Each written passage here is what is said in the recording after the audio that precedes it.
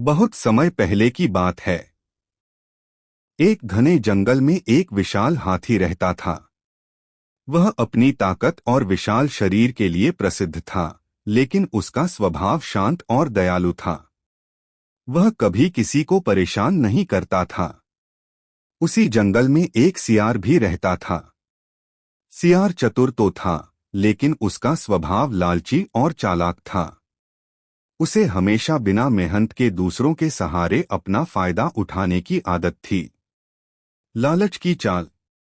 एक दिन सियार ने सोचा, हाथी बहुत ताकतवर है। अगर मैं इसका दोस्त बन जाऊं तो मुझे जंगल में सुरक्षा भी मिलेगी और खाने पीने की दिक्कत भी नहीं होगी। वह हाथी के पास जाकर बोला, मित्र हाथी, तुम कितने शक्तिशाली और बुद्धिमान हो। अगर तुम मेरा दोस्त बन जाओ तो मेरा जीवन सफल हो जाएगा। मैं तुम्हारे साथ हर जगह रहूंगा। हाथी सरल स्वभाव का था। उसने सियार की बातों पर विश्वास कर लिया और दोस्ती स्वीकार कर ली। चालाकी का खेल। अब सियार हमेशा हाथी के साथ घूमता। जब भी हाथी किसी फलदार पेड़ के पास जाता और अपने विशाल शरीर से टहनियां गिराता तो सियार जल्दी से नीचे गिरे फलों को खा जाता। धीरे धीरे हाथी को समझ आने लगा कि सियार केवल दोस्ती का दिखावा कर रहा है, असल में उसका उद्देश्य सिर्फ स्वार्थ पूरा करना है। जंगल का संकट।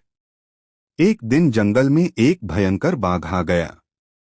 सारे जानवर डरकर इधर-उधर भागने लगे। सियार घबराकर हाथी के पास भागा और बोला, मित्र, तुम इतने ताकतवर हो, चलो हमें बाघ से बचाओ।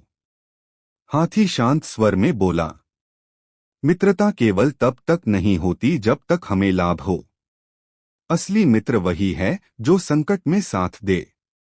जब मैं शांत और दयालु था तब तुमने केवल मेरा उपयोग किया। अब जब संकट आया है तो तुम्हें अपने कर्मों का फल भुगतना होगा। इतना कहकर हाथी अपने रास्ते चला गया। बाघ ने सियार को पकड़ लिया और वह अपने छल और लालच का परिणाम भोग बैठा। नीति, मोरल ऑफ द स्टोरी। स्वार्थी मित्र केवल अपने लाभ के लिए साथ रहते हैं। असली मित्र वही है जो कठिन समय में भी साथ निभाए। Please like, share and subscribe our YouTube channel.